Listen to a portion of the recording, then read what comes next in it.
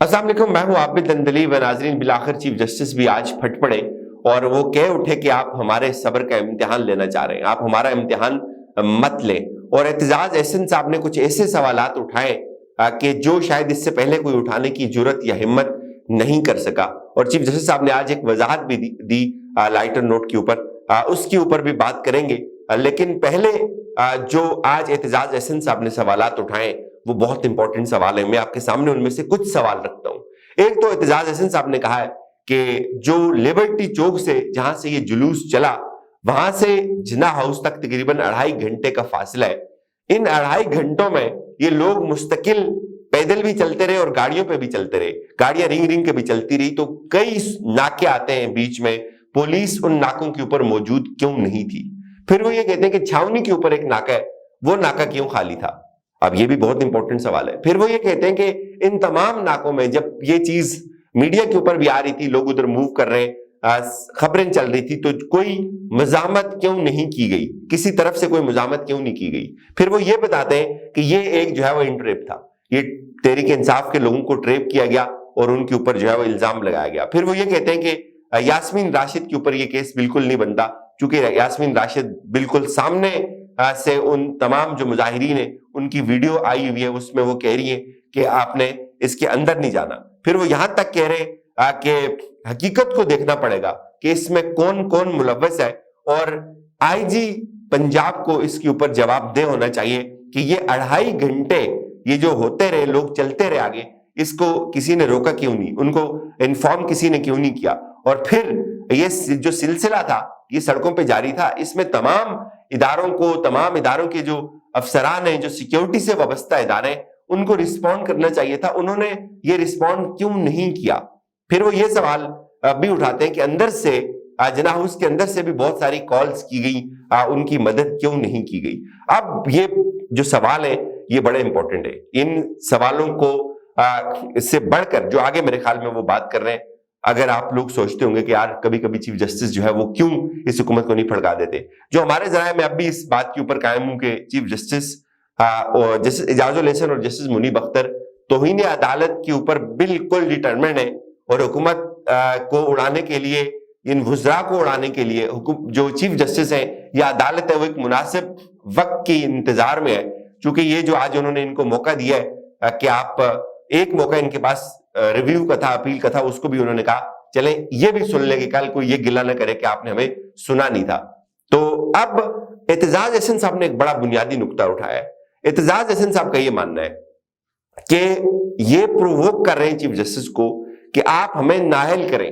जिस तरह की कल गलीज वहां नारेबाजी हुई, यकीन माने बहुत सारे क्लिप्स हमने भी बनाए, लेकिन हमने शेयर नहीं किए कि यार ये हमारे चीफ जस्टिस की तौहीन है। और खुलेआम पुलिस की मौजूदगी में जो नारे लग रहे थे उमर अता बंदयाल साहब के बारे में, जो उनकी फैमिली के बारे में नारे लग रहे थे, और पुलिस वहां मौजूद थी, कोई मुकदमा नहीं दर्ज हुआ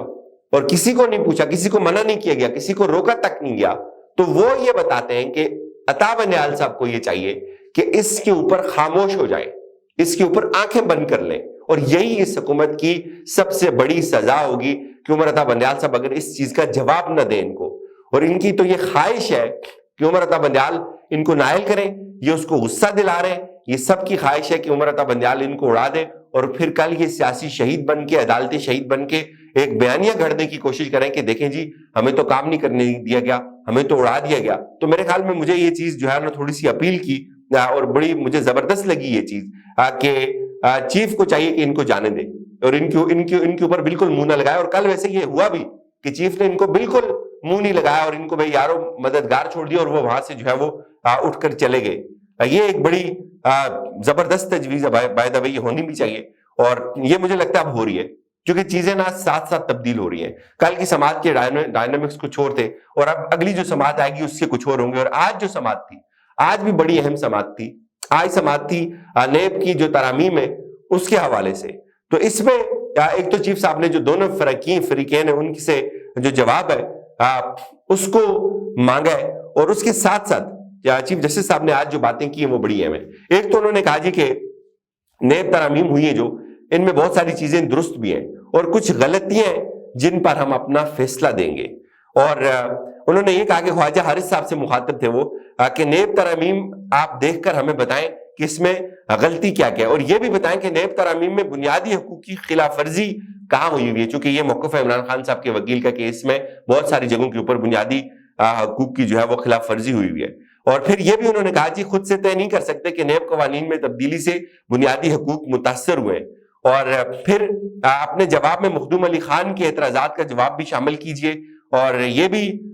ان کو کہا گیا جو دوسری طرف سے اعتراضات اٹھائے گئے تھے، اور پھر یہ کہا کہ نیب قانون میں بہت سی چیزیں درست ہیں اور کچھ غلطیاں ہیں لیکن اس کا ہم جائزہ لے رہے ہیں۔ اور پھر انہوں نے یہ کہا کہ حکومت نے نیب ترامیم میں تیسری بار ان قوانین کو تبدیل کرنے کی کوشش کی ہے، اور یہ چیز خواجہ حارث کی طرف سے بھی کہی گئی، اور اس پہ چیف جسٹس صاحب نے یہ کہا کہ حکومت ہمارے صبر کا امتحان لے رہی ہے، حکومت بھی ہمارا امتحان لینے جا رہی ہے، اور یہ چیز آگے چلے گی نہیں۔ اور اب انہوں نے یہ بظاہر اندیہ تو دیا ہے کہ یہ سماعت مکمل ہوئی ہے، لیکن انہوں نے ساتھ یہ بھی کہا کہ اس کو یہ جو 3 رکنی بینچ ہے اس کا انہوں نے کہا کہ اگر ہمیں ضرورت پڑے گی اس کو ہم دوبارہ اس کیس کو ٹیک اپ کریں گے، اور دوبارہ بھی اس کے اوپر ہم سوالات آپ سے پوچھیں گے۔ 2-3 چیزیں اس سے بڑی واضح ہو رہی ہیں کہ عمر عطا بندیال صاحب کو یہ سب جو گیم ہے نا یہ بہت آسانی سے ان کو سمجھ آ رہی ہے، اور میرے خیال میں یہ جتنا جو پریشر ہے اس وقت حکومتی پارٹیوں کا، یہ سارے کا سارا جو ہے نا عمر عطا بندیال صاحب کے اوپر جا کے ٹوٹتا ہے، یہ ان کے اوپر ختم ہوتا ہے۔ یہ جو غصہ ہے یہ ان کی ذات سے ہے ان کو، اور جس طرح آپ نے دیکھا کہ کل کے جو دھرنے میں بھی تقاریر ہوئی، تو اس عالم میں عمر عطا بندیال صاحب کے اوپر یہ لازم ہے کہ وہ بڑا نہ پھونک پھونک کر چلیں، وہ ان کو کوئی بھی لوز بال نہ دیں۔ جیسے آج انہوں نے کہہ دیا کہ آپ بھی ہمارا یہ امتحان لے رہے ہیں، تو یہ اس طرح چلے گی وہ بات آگے، لیکن اگر وہ کوئی ایک دم سخت موقف اختیار کرتے ہیں ایک دم، تو اس سے کیا ہوگا، یہ کامیاب ہو جائیں گے۔ یہ میری اسیسمنٹ ہے، یہ جو اس وقت ایک پورے کا پورا محاذ بنا کر وہاں بیٹھے ہوئے چڑھ دوڑنے کے لیے، یہ ان کو ایک موقع مل جائے گا۔ تو اس وقت جو حکمت عملی ہے عمر عطا بندیال صاحب کی وہ بڑی زبردست ہے کہ وہ ان کو کوئی لوز بال نہیں دے رہے، اور یہ دیکھیں جس طرح سے کل آئے استعفیٰ لینے کے لیے آئے تھے نا، اور کس طرح سے گئے، بالکل پتہ بھی نہیں چلے گئے، اور اٹھ کے ایسے بھاگے کہ جیسے یہاں کوئی آیا ہی نہیں تھا، سوائے وہاں جو ہے وہ چھوڑ کے چلے گئے وہ پلاسٹک اور ان کی بوتلیں اور سب، کہتے ہیں جی وہ جو ہے وہ کوئی گرین بیلٹ خراب نہیں ہوا، وہاں جا کے دیکھیں کیا حالت کی ہوئی ہے۔ بہرحال یہ وہاں سے چلے گئے۔ آج ایک اور تھوڑا سا پریشان کن دن ہے، شیخ رشید صاحب کی بھی ایک ویڈیو آئی جس میں وہ بات کر رہے ہیں کہ ان کی جو والدہ تھی ان کے گھر کو نقصان پہنچایا گیا، شیشے توڑے گئے۔ پھر اچھا دن اس لیے کہ فلک ناز صاحبہ کی رہائی کا بھی حکم آ گیا ہے، امید ہے اور بھی چیزیں اچھی ہو جائیں گی۔ لیکن یہ جو یاسمین راشد صاحبہ ہیں ان کو بھی آج لایا گیا، تو انہوں نے بڑی بولڈ باتیں کی وہاں۔ انہوں نے کہا جی یہ منصوبہ تھا، اس میں ہم شامل نہیں تھے، یہ تحریک انصاف کے اوپر جو پابندی کی بات چل رہی ہے اس کا ایک پہلو ہے، یہ اس ضمن میں یہ سب ہوا ہے، یہ ہم نے نہیں کیا، یہ ان کے جو ہے وہ اپنے لوگوں نے کیا۔ مجھے اجازت دیجیے، اپنا خیال رکھیے گا، خدا حافظ۔